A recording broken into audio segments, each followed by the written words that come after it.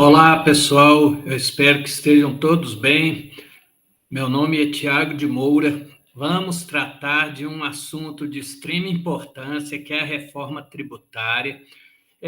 Primeiramente, eu gostaria de agradecer ao convite da professora Michele, né, que me convidou para participar desse evento, né, e também eu gostaria de parabenizar toda a coordenação, toda a organização aí dessa quinta edição do Congresso Virtual de Ciências Contábeis. É uma honra estar aqui conversando com vocês de um assunto tão relevante e eu vou tratar um pouco dos impactos esperados no setor público, né, da reforma tributária. É, Permita-me apresentar brevemente aqui, né? Eu me chamo Tiago de Moura, eu sou graduado em Ciências Contábeis pela Universidade Estácio, lá de Belo Horizonte. Eu fiz a especialização em Contabilidade Pública e LRF e também a especialização em Administração Pública. Ambas foi pela Universidade Cândido Mendes. Eu concluí o meu mestrado em Administração Pública pela Universidade Tecnológica Federal do Paraná. Atualmente, eu estou cedido para a Coordenação Geral de Planejamento e Orçamento lá do Ministério da Educação, onde eu exerço o cargo de contador. Anteriormente, eu fui contador na Universidade Tecnológica Federal do Paraná e também fui diretor de Orçamento, Finanças e Contabilidade. Lá também na Universidade Tecnológica Federal do Paraná, eu exerci a função de contador geral, ou seja, eu era responsável pelas contas da entidade. E também eu sou membro, né, do Comitê de Contabilidade Pública do Instituto dos Contadores do Brasil, onde eu convido a todos a participar.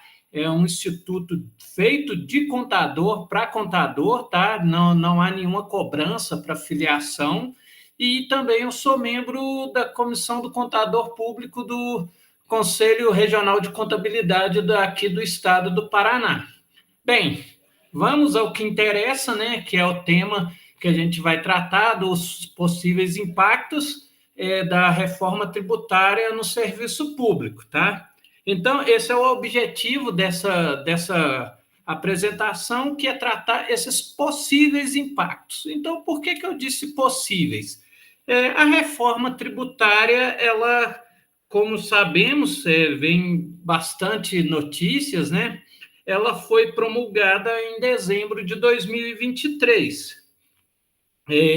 Ou seja, a partir daí que começou a valer, né? Entretanto, há vários itens vão precisar de regulamentação. Então, algumas coisas ainda há uma incerteza de como que vai ficar.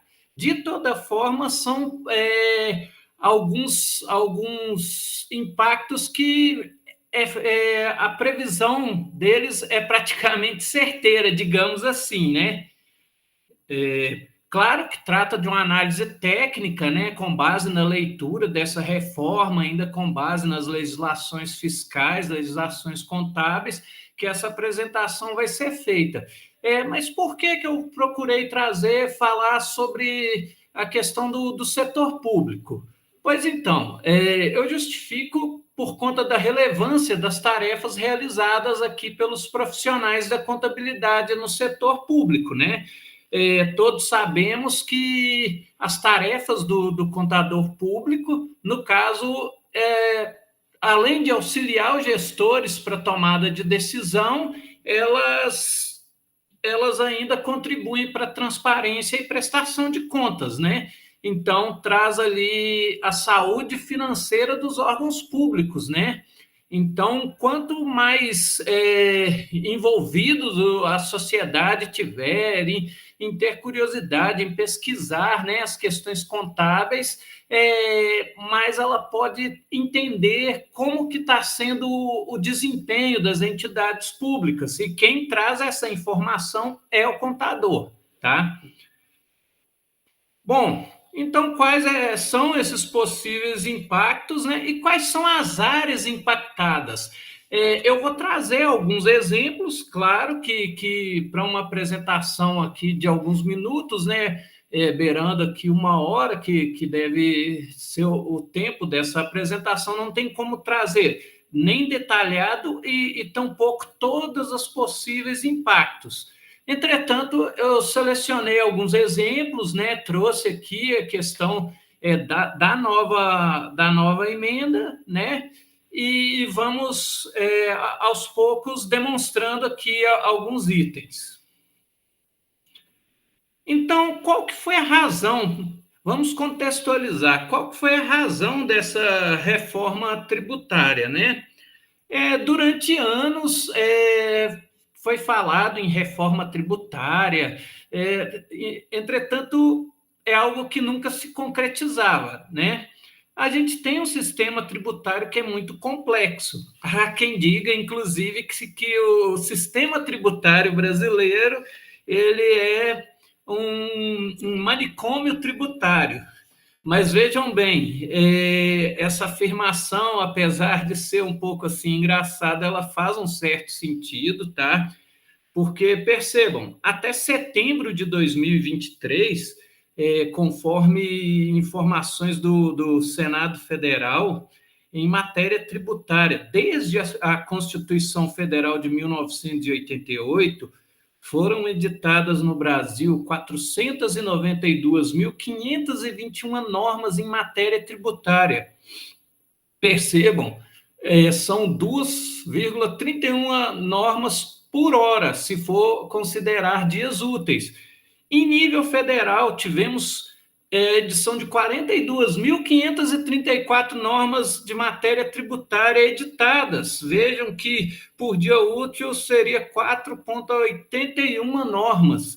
Então, a importância da gente estar sempre atualizado, pesquisar matérias técnicas, pesquisar os diários oficiais, sempre estar estudando e atualizando, mas mesmo assim é muito difícil conseguir acompanhar isso. É de extrema dificuldade. Percebam que é praticamente 4, 5 normas por dia útil em nível federal, quando trata de matéria tributária.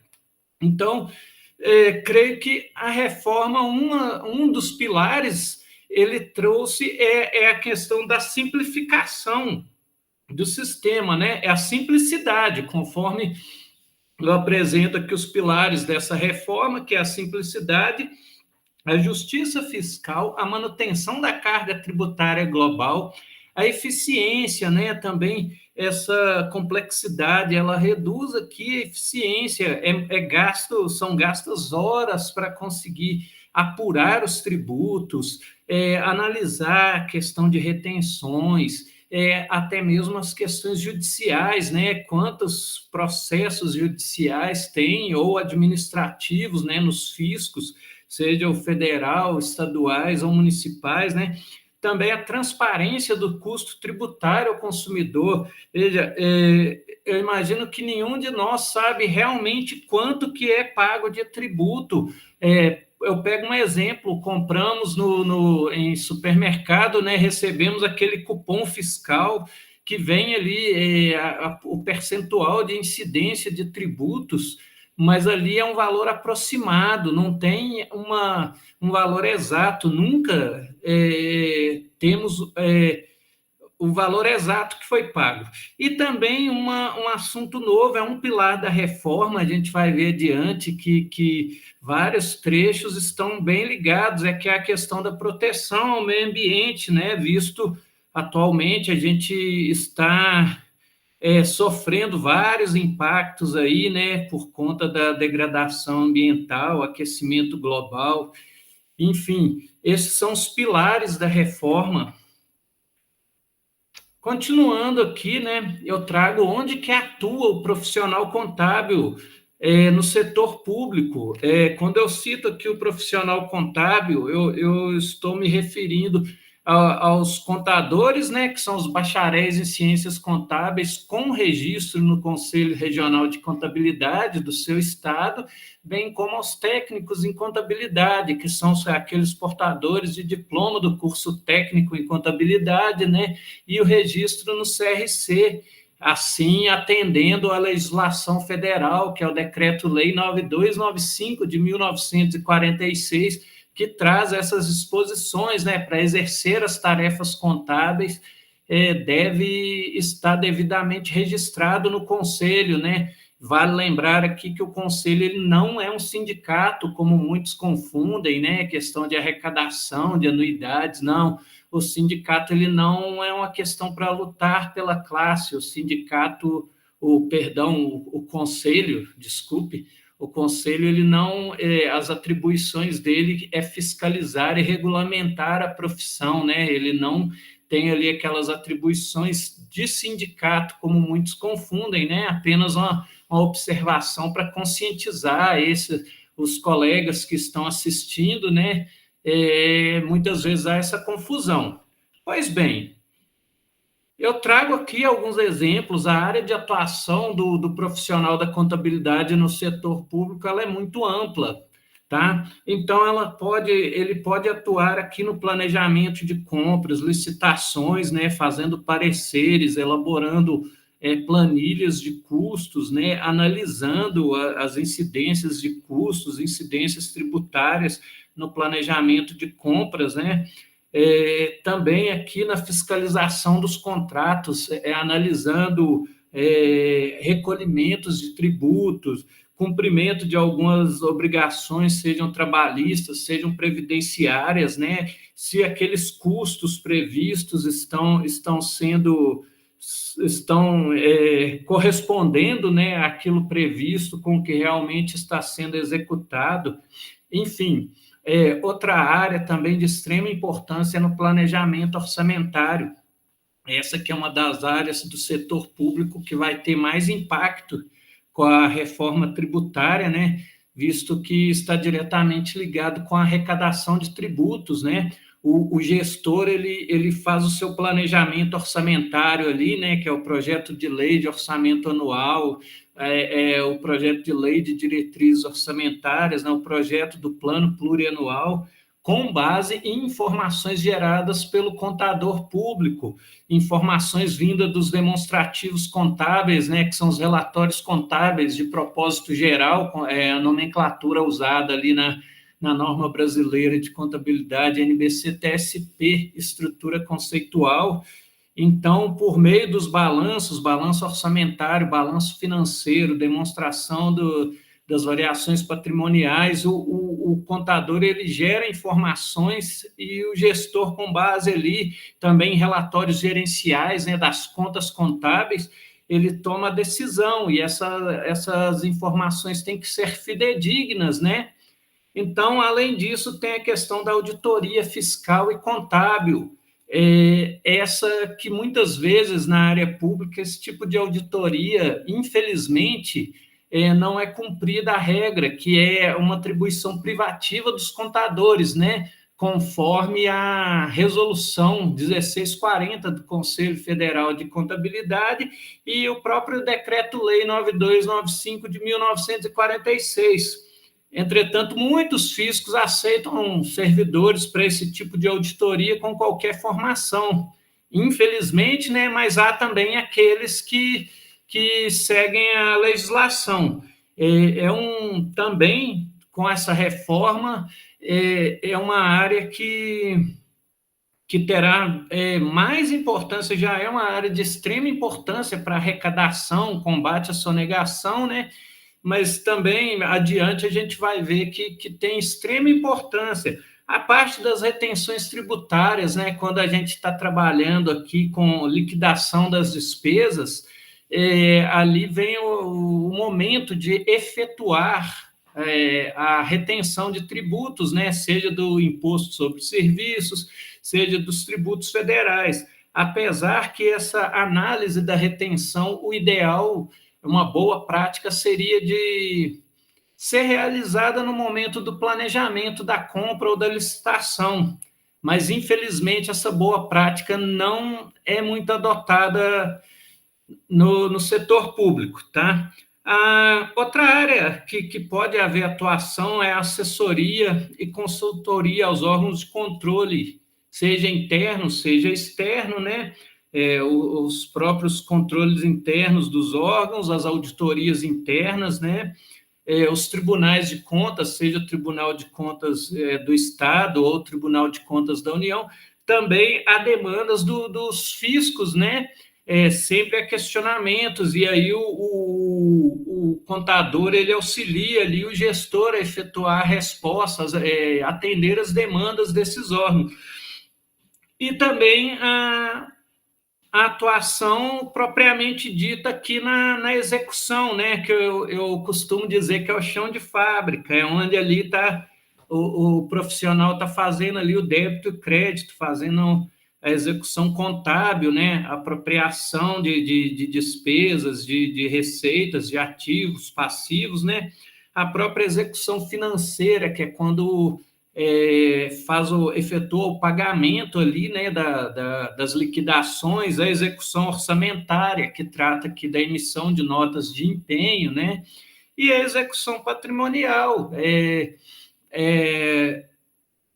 Ele atua, em regra, aqui, registrando estoques, registrando as questões patrimoniais, né? Ativo imobilizado, ativo intangível, depreciação, amortização, reavaliação, faz todos esses registros. Então, percebam que é uma área ampla, né? É uma área ampla e só por esta imagem desse slide já dá para perceber o tamanho da importância do profissional da contabilidade no setor público, tá? Então, aqui eu trago o primeiro exemplo, que é na área das contratações, tá? É um impacto que teremos com a reforma, né? A reforma tributária, ela que foi aqui aprovada pela emenda constitucional 132, né? Na lei, a nova lei de licitações, que é a lei 14.133, de 1º de abril, né, de 2021, o artigo 134 ele já traz acerca de quando pode ter alteração dos preços contratados, tá? Ou para mais ou para menos, a depender de cada caso, né? Após a apresentação da proposta. Mas quando é que pode haver essa alteração? Então, perceba que a reforma tributária e esse artigo eles já estão intimamente ligados, digamos assim, pois se após a apresentação da proposta houver criação, alteração ou extinção de qualquer tributo ou algum encargo legal, se for comprovada que há repercussão sobre os preços, então eles podem ser alterados, né? O próprio Tribunal de Contas já traz a respeito disso, que o Tribunal de Contas da União ele fez o acórdão aqui 1827, né, no ano de 2018, que já traz que a repactuação referente aos contratos e aos serviços contínuos ocorre a partir da variação dos componentes dos custos do contrato, e isso vai ter que ser demonstrado de forma analítica na planilha de custos e de formação de preços, né? Então, eu até comentei já acerca dessa planilha, né, ali no planejamento, na área de contratações, em muitos órgãos é o profissional contábil que faz essa análise, ele, além de fazer essa análise, ele elabora a planilha do órgão e também analisa a planilha dos concorrentes na licitação, tá? Então, nessa área, foi o primeiro exemplo que eu trouxe aqui de um impacto no setor público, tá? Aqui a questão das retenções tributárias. As retenções também a gente terá muitos impactos. Por que eu digo isso? Na hora do pagamento, né, o profissional ali tem que fazer a análise e a correta aplicação, ou como boa prática, seria ali no planejamento. Quando está fazendo o planejamento da contratação, já preencher ali algum tipo de formulário, algum checklist, demonstrando, olha, nesse pagamento vai incidir tais tributos, né? Vai incidir, a título de exemplo, o imposto sobre serviço, aí tem a retenção, é obrigatória para o município X, esse é obrigatório aqui, o INSS, né? A título de exemplo. Então, teremos alterações, conforme veremos adiante, então é de extrema necessidade a capacitação do profissional contábil, tá? Por quê? Para dar segurança jurídica para todos os envolvidos, seja para o prestador de serviços ou fornecedor de mercadoria, seja para o tomador, que é o órgão público. Por quê? Para evitar passivos tributários, evitar possíveis transtornos ali para o prestador, a depender do tipo de retenção que houver, pode, inclusive, excluir o prestador de determinado regime tributário, né, seja o Simples Nacional, por exemplo, se houver uma retenção indevida do INSS no Simples Nacional, do prestador optante pelo Simples Nacional, pode ocorrer dele ser excluído, e aí pode acontecer vários prejuízos, né, aumentar a carga tributária e ele poder só voltar a esse regime no exercício seguinte, e esse prejuízo, é claro, pode acarretar em questionamentos judiciais, pode acarretar, inclusive, em responsabilização do servidor que tomou aquela decisão incorreta. Então, é necessário sempre estar capacitado o contador público, né? Então, aqui eu trago os tributos que atualmente são passíveis de retenção no serviço público, tá? O ISS, né, que é o Imposto sobre Serviço, que é um imposto municipal. A Lei Complementar 116, ela traz lá as hipóteses, né, que há a substituição tributária por retenção, bem como as legislações municipais, né, desde que observados os limites da Lei Complementar 116. Ainda em nível federal, temos aqui o Imposto de Renda, Pessoa Jurídica, o INSS, o PIS/PASEP, a COFINS e a CSLL. Eu coloquei aqui de vermelho o INSS porque ele, nessa reforma, né, na emenda constitucional 132, ele não foi diretamente aqui impactado no que tange as retenções tributárias, tá? Mas diretamente mesmo com a reforma tributária, os tributos que foram impactados é o ISS, que é um tributo, um imposto municipal, né? Pois ele vai ser substituído pelo IBS, que é um imposto sobre bens e serviços, juntamente com o ICMS, que é um imposto estadual. Os dois vão ser extintos e passará a existir o imposto sobre bens e serviços. Por sua vez, o PIS, PASEP e a COFINS, eles também serão extintos, juntamente com o IPI, que é o Imposto sobre Produtos Industrializados. Eles vão ser substituídos pela CBS, que é a Contribuição sobre Bens e Serviços. Esses dois tributos formarão o IVA dual, né? Que é uma forma de tributação já existente em outros países e agora no Brasil será iniciada com a reforma. Mas vejam, acerca aqui do PASEP, né, os órgãos públicos, eles efetuam o recolhimento do PASEP, né? A CBS vai extinguir esse tributo, entretanto, esse recolhimento do PASEP ainda vai continuar.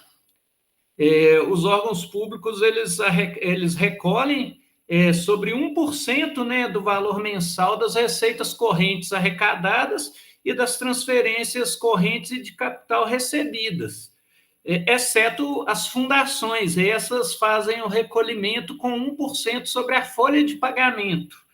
Pois bem, o artigo 20 da Emenda Constitucional 132, que trouxe nossa reforma, ele já traz explicitamente aqui que até que uma lei disponha sobre a matéria, o PASEP ele permanecerá sendo cobrado na forma da Lei 9715, que é a legislação que disciplina o recolhimento sobre o PASEP, né? Então, por hora, teremos impacto na retenção, mas de imediato no recolhimento sobre as receitas correntes e transferências correntes de capital, não, permanecerá incidindo e recolhido 1%, ok? Continuando aqui, outra novidade acerca das retenções trata aqui do princípio da imunidade recíproca, né? Que é quando um órgão não pode cobrar imposto, né, sobre o outro. No caso, foi estendido aos Correios essa imunidade, anteriormente não existia, né? Quando chegava uma nota fiscal dos Correios para efetuar um pagamento, né, daqueles serviços postais contratados, né, são serviços rotineiros, havia a retenção normal, como uma empresa privada fosse, né? E algumas vezes havia questionamento, havia até decisões judiciais, mas no caso essa imunidade agora ela é extensiva, né? Já fazia parte do texto que ela era extensiva às autarquias e fundações instituídas e mantidas pelo poder público. Agora, o artigo 150 da nossa Constituição Federal, ele ainda trouxe que ela é extensiva, né? Ela é estendida à empresa pública prestadora de serviço postal. No que se refere ao patrimônio, à renda e aos serviços vinculados às finalidades essenciais ou delas decorrentes. Então, mais uma novidade aí da reforma tributária para os servidores que trabalham aí com pagamentos aos Correios, né? Continuando aqui, também acerca das retenções, já por volta aqui de uns 2 anos, salvo melhor juízo, desde 2022, meados de 2022, a DCTF Web e a FD Reinf passaram a ser declarações obrigatórias, né? A FD Reinf, que é uma escrituração fiscal, e deve ser informados ali os valores que houve retenção, né? Tanto do INSS quanto dos tributos federais, né? Que seriam o Imposto de Renda, a PIS, PASEP, COFINS e CSLL. Então, com essa alteração, né, a CBS extinguindo alguns tributos, com certeza teremos alteração ali no layout dessa declaração, né? Não tem condição de fazer a escrituração de tributos extintos e não ter no layout o novo tributo, no caso, a CBS, né? São aqueles tributos presentes na Instrução Normativa 1234 da Receita Federal e também, provavelmente, certamente, haverá alteração dessa instrução normativa, bem como de outras legislações. E também muitas prefeituras, elas exigem mensalmente ou anualmente que sejam feitas declarações de valores retidos, de valores relativos à obra, que houve retenção, que não houve, né? O número da nota fiscal ser informado ali no programa, né, dessa declaração, dependendo do município, e também com a extinção do ISS e agora com a implantação do IBS, também é algo que ficou incerto, não sabemos como serão essas declarações, né? Mas certamente haverá esse impacto também nas obrigações acessórias, né? Que muito traz trabalho para os contadores públicos, mas faz parte aqui do nosso ofício, né? Prosseguindo agora, eu vou falar um pouco da questão do planejamento orçamentário. Em minha opinião, é a parte do setor público que eu creio que vai ser a mais impactada na questão para o contador público, porque a elaboração do projeto de lei orçamentária anual, né, apelou, bem como o projeto da LDO e o projeto do PPA. Várias prefeituras, Estado, alguns órgãos federais fazem seu projeto e enviam para os órgãos setoriais, né, até consolidar todo ali o projeto de lei, né? Então, a previsão da receita e os impactos que a gente vai ter na arrecadação serão extinção de tributos, novas metodologias de repasse ali, né? Aquelas transferências constitucionais, né? Então, dessa forma, a previsão da receita, agora mais que nunca, o gestor vai precisar das informações geradas nos sistemas contábeis, e não apenas aquelas de cunho orçamentário. O gestor ele pode, sim, efetuar ali seu planejamento orçamentário, mas também usando informações contábeis, né, de natureza contábil, patrimonial, contábil patrimonial, e a natureza de controle também, não apenas aquelas de natureza orçamentária, para fazer a previsão da receita. Por que é essa importância? A despesa ela é fixada de acordo com a receita prevista. E o gestor ele não pode simplesmente jogar, ó, eu vou arrecadar 1 milhão, mas sem nenhuma metodologia, sem nenhum embasamento. E esse embasamento será, sim, com base, dentre outros, né, mas principalmente com as técnicas contábeis, as demonstrações, a escrituração, enfim. Eu vou prosseguindo aqui, né, com um exemplo dessa questão do ITCMD, que é um imposto estadual, né, que ele é o imposto de transmissão causa mortes e doação. Os processos de sucessão abertos após a promulgação da emenda constitucional 132, tivemos alteração do local de incidência, né? Agora ele será onde é domiciliado o falecido, né, ou doador. Anteriormente, a incidência era onde fosse aberto o processo ali de doação ou de cessão dos bens, né? Então, logo, esse já teremos, por ter alteração no local de incidência, certamente aqui um estado vai ganhar e outro vai reduzir, né? Isso, com informações vindas dos sistemas contábeis, o gestor vai poder fazer uma melhor previsão ali, né? Então, também, outra questão é que ele não incidirá nas doações destinadas no âmbito do Poder Executivo da União, tá? Aos projetos socioambientais, aqueles destinados a reduzir os efeitos das mudanças climáticas, e também aqueles às instituições federais de ensino, né? Há vários projetos, várias doações aí, geralmente tem que fazer declaração para conseguir a imunidade, né? E percebam também a questão socioambiental aqui. Então, já totalmente ligada com o pilar de proteção ao meio ambiente, né? O pilar da reforma tributária. Prosseguindo aqui também, acerca do IPVA, né? Que é o imposto estadual também incide sobre a propriedade de veículos automotores.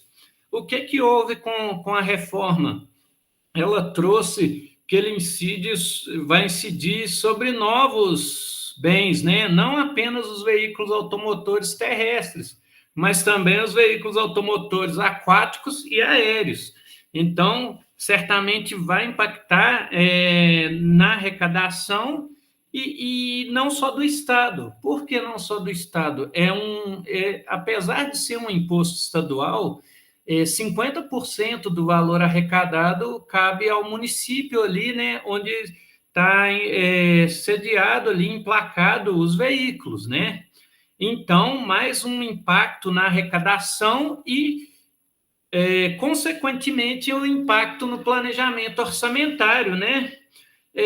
Mais um agora na esfera municipal, que é o IPTU, né, que é o Imposto Predial Territorial Urbano. A novidade agora é que ele poderá ter a sua base de cálculo atualizada pelo Poder Executivo, de acordo com critérios estabelecidos em lei municipal. Então, dessa forma, para fazer essa lei, para ter um embasamento técnico, com certeza vai demandar ali uma análise dos demonstrativos contábeis anteriores, né, as contas contábeis, análise da natureza de receita, das variações patrimoniais aumentativas decorrentes do IPTU, bem como ali as contas ligadas à inscrição na dívida ativa, o recebimento, a evolução de todas essas contas, né?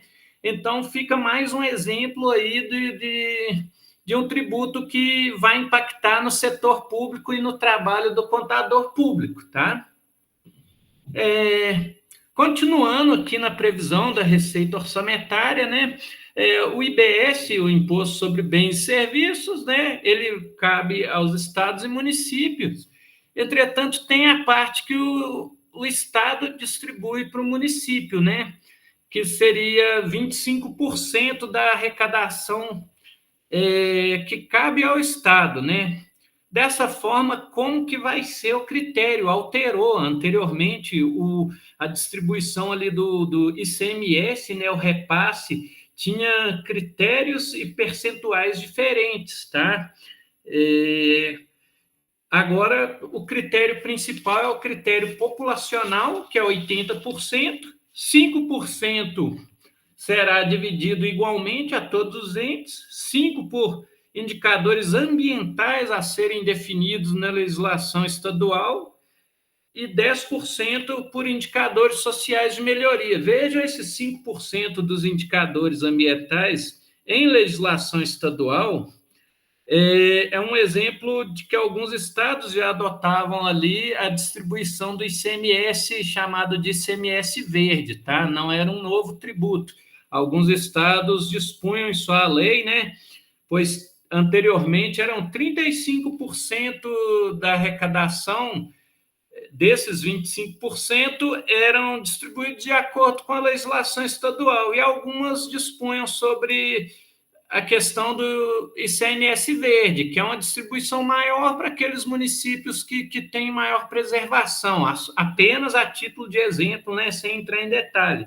Pois agora já ficou explícito que 5% desse valor vai ser distribuído por meio de indicadores ambientais a serem definidos em legislação estadual. Veja bem aqui também, mais uma vez, atualmente, né, os órgãos estão elaborando demonstrações em forma de relato integrado, né? Então, mais uma vez, a importância aqui para analisar as demonstrações, bem como o impacto que terá para alguns municípios, né? Então, continuando aqui, vai ser criado aqui o Fundo Nacional de Desenvolvimento Regional, para tratar da repartição dessas receitas tributárias, tá? E o Tribunal de Contas da União, o TCU, ele vai ser o órgão que vai regulamentar e também vai calcular os coeficientes individuais dessa participação, né? Também importante aqui que esses cálculos, eles com certeza vão ter por base informações contábeis e financeiras e orçamentárias, tá? Dessa forma, a fidedignidade da informação contábil é essencial para esse cálculo pelo órgão de controle. Os recursos, né, vão ser entregues aos estados e ao Distrito Federal, vai ser de acordo com os coeficientes individuais, né? E o peso de 30% pela população do estado e do Distrito Federal, né? E ainda teremos o peso de 70% de acordo com o coeficiente individual de participação, né? Daqueles 21,5% do Fundo de Participação dos Estados. O IBS ele vai ser gerido por um comitê gestor, onde teremos representantes do governo federal, dos estados, do município e também do Distrito Federal. Aqui, então, já há um impacto aqui para os contadores que atuam na área de auditoria fiscal e contábil, né? Visto que esse comitê vai ter composição de servidores de carreira, né? Então, assim, esse comitê ele visa garantir o recebimento dos valores, né, de acordo com os tributos médios anteriores corrigido pela inflação, né, com o intuito de reduzir as perdas na arrecadação. Uma forma de estimular a elevar essa arrecadação, né? Mas veja, aumentar a arrecadação não é sinônimo de aumentar a alíquota de tributo. Uma forma justa de aumentar a arrecadação é ter uma auditoria fiscal e contábil efetiva para verificar ali se está sendo corretamente o que foi escriturado, né, está sendo recolhido aos cofres públicos, evitar a sonegação. Então, dessa forma, a expertise do profissional contábil que atua nos trabalhos de auditoria e fiscalização, ele é essencial. E esse comitê gestor do IBS, ele vai ser composto aqui por servidores das carreiras, seja a carreira da administração tributária, né? E também já a questão jurídica, né? Que é as carreiras de procuradoria dos estados, do Distrito Federal e dos municípios. Tá? Então, aqui um impacto diretamente para os profissionais que exercem a auditoria no setor público, e é hora aqui de ver o profissional da formação contábil fazer a diferença, pois é o profissional que tem a expertise para analisar livros contábeis e fiscais, né? E fazer valer aqui a justiça tributária, né? É uma forma de elevar a arrecadação sem elevar as alíquotas e punir aquele contribuinte que faz os pagamentos em dia, cumpre as obrigações tributárias em dia, né? Esse comitê, então, ele vai tratar aqui da fiscalização, do lançamento, da cobrança, né? Todas essas atividades aqui que são competência de cada ente, né? Estado, Distrito Federal e município. Eles podem até definir hipóteses de delegação ou compartilhar competências, né? Mas isso vai caber ao comitê gestor coordenar as atividades para haver essa integração, né? Vai ter que ter um trabalho integrado, veja que o IBS, ele cabe ao Estado e ao município, né? Atualmente, temos 26 estados, mais o Distrito Federal e mais de 5.700 municípios, né? Então, vamos precisar de uma integração para que seja efetiva a atuação desse comitê, né? Pois bem, agora aqui eu já estou trazendo mais a parte voltada para a contabilidade em si, né? A elaboração das notas explicativas, né? O imposto, ele é definido aqui em regra como uma transação sem contraprestação, né? É uma receita que não tem vinculação. Por exemplo, a arrecadação de um IPVA é um exemplo clássico aqui. A arrecadação do IPVA não diz necessariamente que aquela receita vai ser para tapar buracos da rua, né? Então, é o grande exemplo de uma receita de transação sem contraprestação, que é abordada pela norma brasileira de contabilidade NBC-TSP 01. E ali nessa norma, a questão que trata das notas explicativas nessa norma, ela traz que a evidenciação dessas principais classes de receitas, ela vai auxiliar os usuários a realizar esse julgamento mais informado sobre a exposição da entidade a determinados fluxos de receita, né? Por sua vez, aqui a norma brasileira de contabilidade, a NBC-TSP 13, que tem o nome de apresentação de informações orçamentárias nas demonstrações contábeis, basicamente é que ela trata do balanço orçamentário, né? Não há explicitamente essa nomenclatura ali, entretanto, toda a sua disposição, todo o texto dela demonstra acerca de orçamento previsto, orçamento aprovado, orçamento executado, né? Então, essa norma ela traz aqui uma questão que o profissional contábil agora, com a reforma tributária, ele vai ter que verificar também, que é a informação orçamentária adicional, né? incluindo a informação sobre o desempenho, ela deve ser apresentada em outros documentos que não correspondem às demonstrações contábeis, né? Por exemplo, as notas explicativas e também o relato integrado, né, que já é uma realidade no setor público há algum tempo, né? O Tribunal de Contas exige e também é a nova maneira de apresentar as informações contábeis, inclusive tanto na iniciativa privada e na pública, temos já a implantação aqui do relato integrado, né?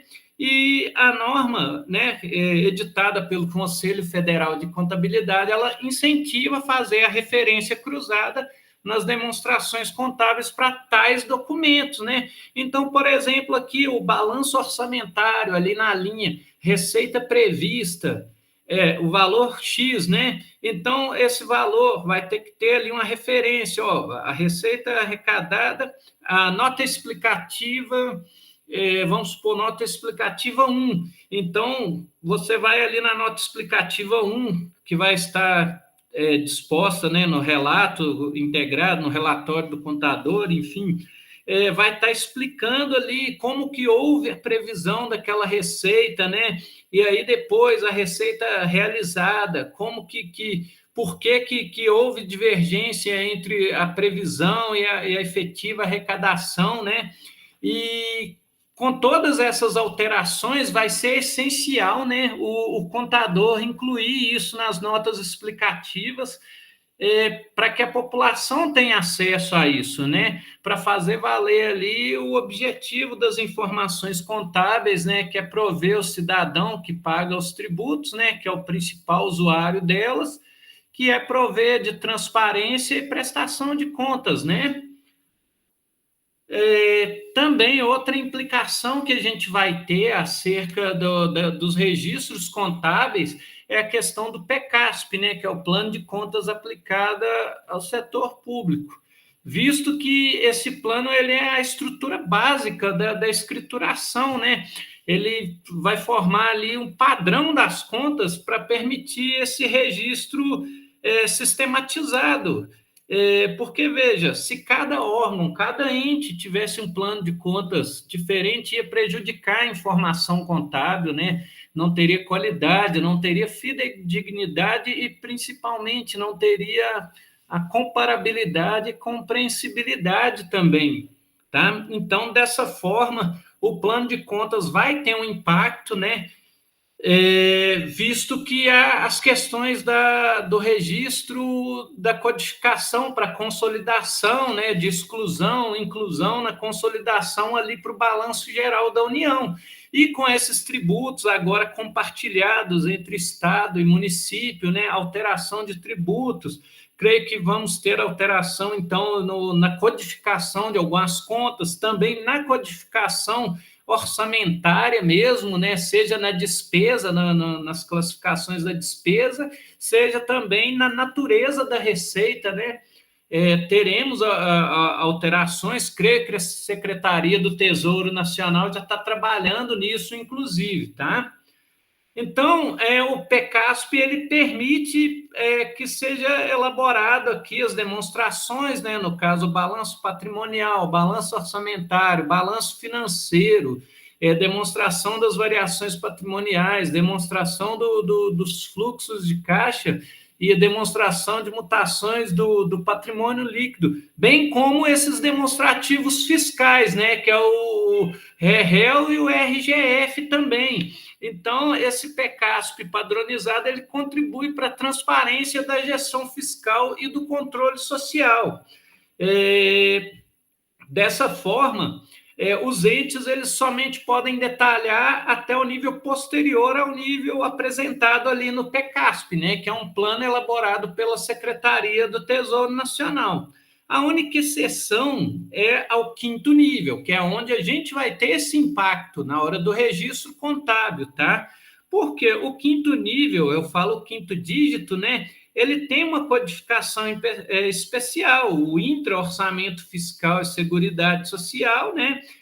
O inter-orçamento fiscal e seguridade social e também o código de consolidação. Eu trago um exemplo aqui do IBS. Como que vai ficar? qual que é esse impacto? É incerto ainda. A Secretaria do Tesouro Nacional, creio que já está trabalhando nisso. Mas, por exemplo, quando um órgão público ele está ali efetuando um registro de um tributo estadual, ele coloca nesse quinto nível o código 4, né? Pois será excluído da consolidação para não ter ali um lançamento em duplicidade. Mas e o IBS? Ele é estadual, cabe ao Estado, é ao município. O código 5 é quando exclui do ente municipal, já o código 4 do ente estadual. Então, é um exemplo de um impacto que a gente vai ter também no registro contábil, né? Tanto na classificação da natureza de receita, né? Que é a classificação orçamentária, bem como a classificação das variações patrimoniais aumentativas, diminutivas e as contas de ativo e passivo também, né?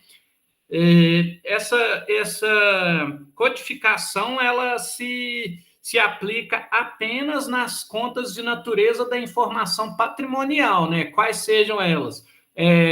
A classe 1 é do ativo, a classe 2 é do passivo e do patrimônio líquido, a classe 3 é das variações patrimoniais diminutivas e a classe 4 é das variações patrimoniais aumentativas, tá? Então, já terminando aqui, né, essa breve apresentação, claro que não dá para trazer todos os impactos possíveis para os profissionais da contabilidade pública, tanto para a área pública, né?